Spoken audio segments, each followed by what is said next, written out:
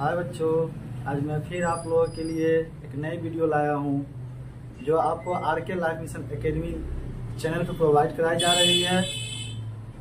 चलिए देखते हैं हम लोग क्लास 12 की फिर से एक नई वीडियो आई है जो पढ़ाने जा रहे हैं। सब्जेक्ट की बात किया जाए तो फिजिक्स है, जिसमें से बहुत ही इम्पोर्टेंट पॉइंट पढ़ाया जा रहा है। कूलॉम के नियम के सदिश राशि, कूलॉम के नियम का सदिश स्वरूप है जो आज हम लोग देखते हैं और समझते हैं इसे अच्छी तरह से।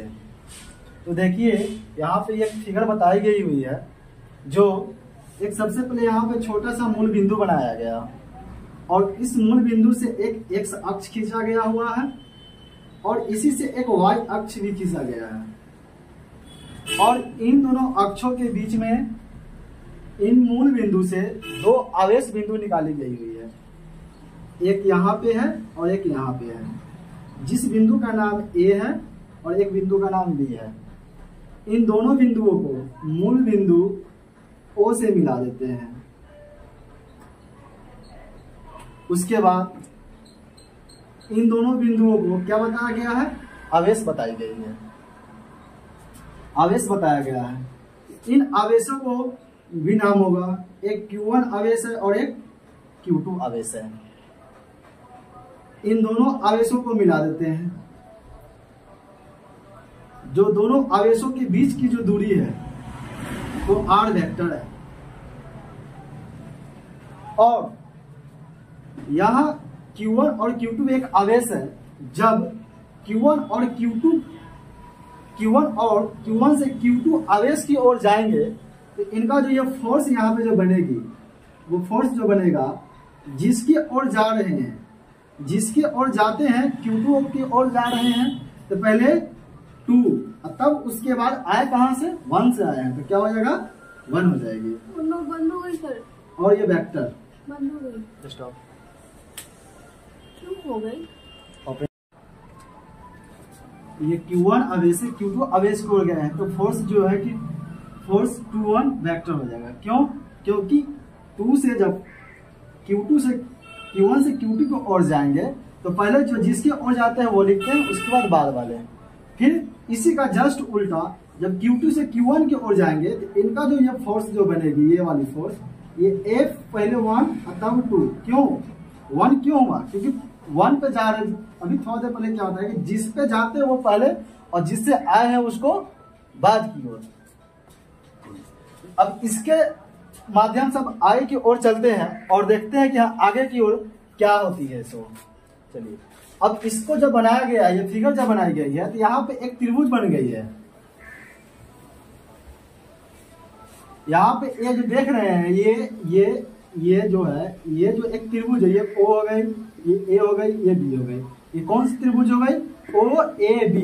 यह एक त्रिभुज क्या बनती है? OAB बनती है। तो यहाँ पे लिखेंगे हम लोग कि त्रिभुज OAB में, त्रिभुज OAB में बात करते हैं। अब त्रिभुज OAB में होता क्या है? पाइथागोरस प्रमेय से फॉर्मूला को अगर देखा जाए, पाइथागोरस प्रमेय का फॉर्मूला क्या होता है? तो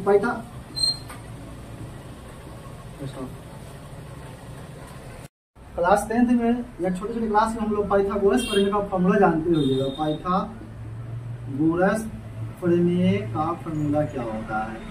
लंब की स्क्वायर जोड़ आधार का स्क्वायर बराबर कर्ण का स्क्वायर होता है। इसी फॉर्मूला से इस त्रिभुज से निकालते हैं। इसमें लंब कौन सा होता है, आधार कौन सा होता है, कर्ण कौन सा होता है? तो OA वेक्टर जोड़ AB वेक्टर बराबर OB वेक्टर। तो अब OA का मान देखा जाए, इसमें क्या है? OA का मान कितना है? R1 वेक्टर जोड़ AB का मान कितना है? R वेक्टर बराबर है तो बराबर, फिर OB का मान कितना है? तो R2 वेक्टर। इससे R वेक्टर का मान निकल जाएगी। वो देखिए कैसे निकलेगा। तो R वेक्टर बराबर क्या हो जाएगा? R2 वेक्टर, ये प्लस में R1 वेक्टर है, इसका साइड चेंज करेंगे तो R1 वेक्टर। तो R वेक्टर का मान कितना हो गया, R2 vector minus R1 vector. अब जैसे ही इस पर से वेक्टर हटाएंगे, ये वेक्टर दी हुई है इसके ऊपर में, इसे वेक्टर का साइड चेंज करेंगे तो क्या होता है, R2 vector minus R1 vector का मोड। ये जो सिंबल है बच्चों, इसे क्या बोलते हैं हम लोग, मोड बोलते हैं। क्या बोलते हैं, मोड बोलते हैं इसे। अब बात करते हैं कि Q2 से Q1 से Q2 आवेश पर जब जाते ही है तो क्या होता है, आरोपित जब इसे किया जाता है तो ये देखिए। बात करें, अब इसे मिटाते हैं हम, तो इससे आगे इसमें भी और है उसके, इसे देखते हैं आगे की ओर। अब बंद हो गई। चलो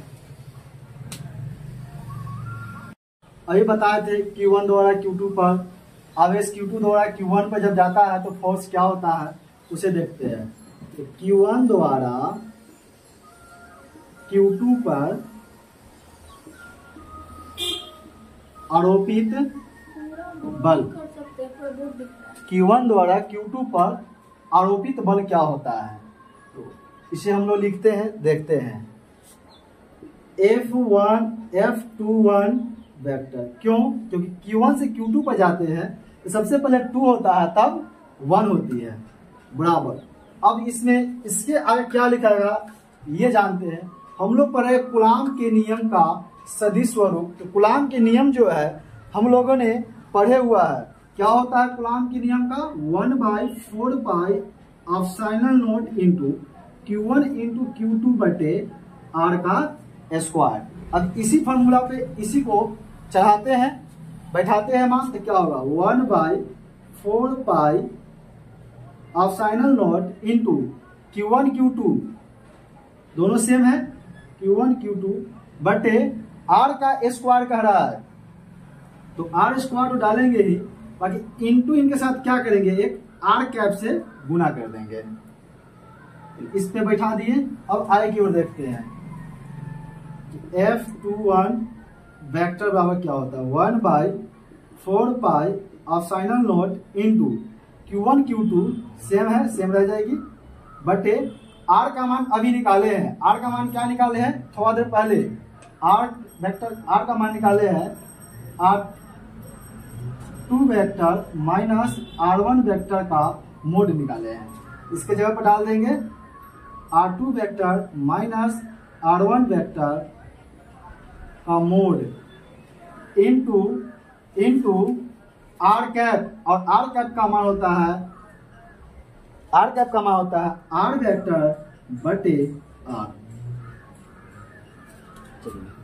अब आगे की ओर इसके बढ़ते हैं कि F21 वेक्टर बराबर क्या होता है, इसे 1/4 पाई एप्सिलॉन नॉट का 1/4 pi epsilon not into Q1 और Q2 है, Q1 और Q2 भी आ जाएगा, बटे R2 vector minus R1 vector का जो मोड है, ये जो है यही रह जाएगी। क्यों,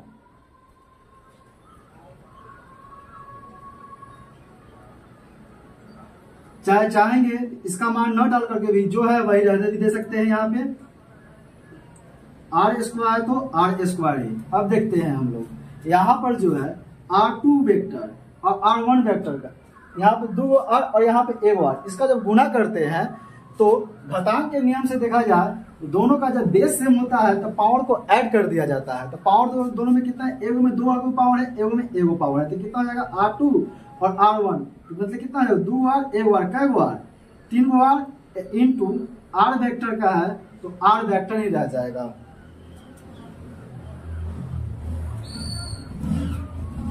अब आगे देखते हैं F21 वेक्टर बराबर 1/4 पाई एप्सिलॉन नॉट इंटू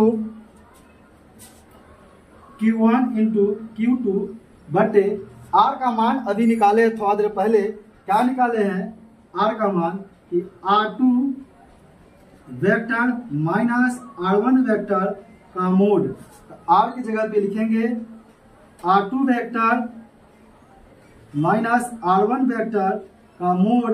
अब फॉर्मूला में कह रहा है Q, तो डाल देंगे क्यू भी डाल देंगे और उसके बाद आर वेक्टर का भी मान निकाले हैं अभी थोड़ा देर पहले। क्या निकाले हैं? R2 vector minus R1 vector. इससे क्या हुआ? Q1 द्वारा Q2 पर आरोपित बल को प्राप्त किया गया। Q1 द्वारा Q2 पर आरोपित बल को प्राप्त कर दिया गया। अब फिर जो है आगे भी इसका दूसरा पॉइंट है।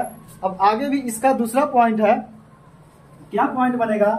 जिस तरह Q1 द्वारा Q2 पर आरोपित बल निकाले हैं, यहां से जब Q1 से Q2 पर आ रहे थे, अब Q2 से Q1 पे जाएंगे तो देखते हैं क्या निकलेगा। Q2 द्वारा Q1 पर आरोपित बल, Q1 द्वारा Q2 पर आरोपित बल जब Q1 से Q2 पर जा रहे थे, Q1 से Q2 पर जब जा रहे थे तो क्या आया है?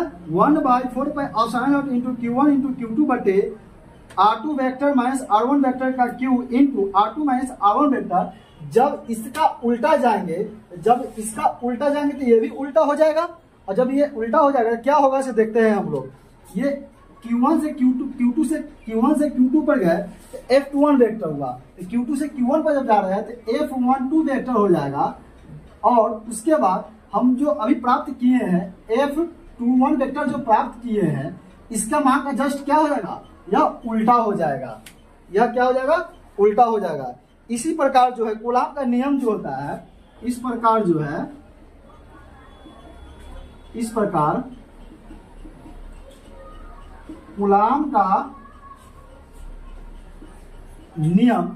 कूलाम का नियम, इस प्रकार कूलाम का नियम न्यूटन के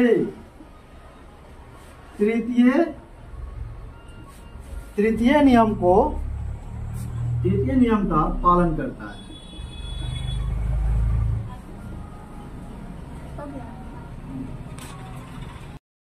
आज के लिए क्लास 12 का कूलाम के नियम का सदिश स्वरूप जो है समझे। फिर इसी तरह और भी नई नई वीडियो आते रहेगी, मगर हम लोग एक बात को नहीं भूलिएगा, RK Life Mission ACADAMY Academy को लाइक और सब्सक्राइब जरूर करें, और साथ ही साथ इसे शेयर भी करें। Thank you.